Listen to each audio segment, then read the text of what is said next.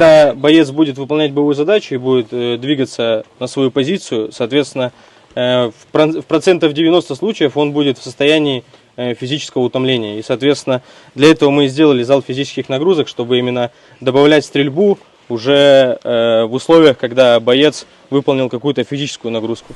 Воздух прямо!